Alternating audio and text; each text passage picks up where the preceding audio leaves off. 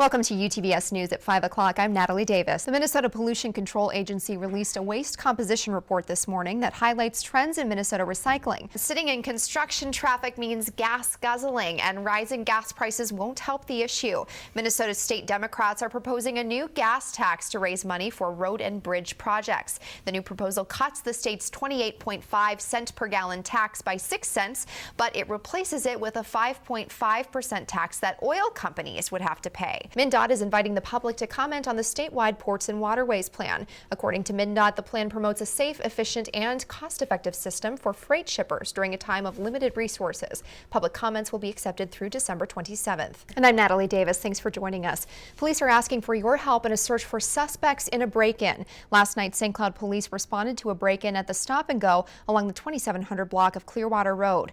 A woman was arrested for kicking a security guard while being treated at the St. Cloud Hospital. Police say 32-year-old Sarah Anderson was taken into custody yesterday afternoon and is facing charges of 5th-degree assault and disorderly conduct. Anderson has been cited before for domestic assault after an incident in Wright County. As the weather gets colder, those waters are beginning to freeze across Minnesota. Emilio Ramos tells us how to be safe before venturing out onto the ice. Well, it's no surprise in Minnesota. It's getting chilly out there. We're close to December. Chad Raithlisberger joins us. Chad, the lakes and rivers are freezing. When can those ice fishing enthusiasts venture out on those lakes? When's it going to be safe? And it's that feel-good time of the year when gift giving is on the mind. UTVS News reporter Danny Grand spent today exploring the latest form of technology that is changing the face of shopping. Emilio Ramos visited the Tri-County Humane Society, and he tells us how a pet can have a huge impact on your life. What a wonderful story, Emilio, especially during the holiday season, being able to give back to not just people, but your furry friends. I heard they just had their Santa Paws event. How was that? And speaking of the holidays, this week you can wish happy birthday to Happy Thanksgiving.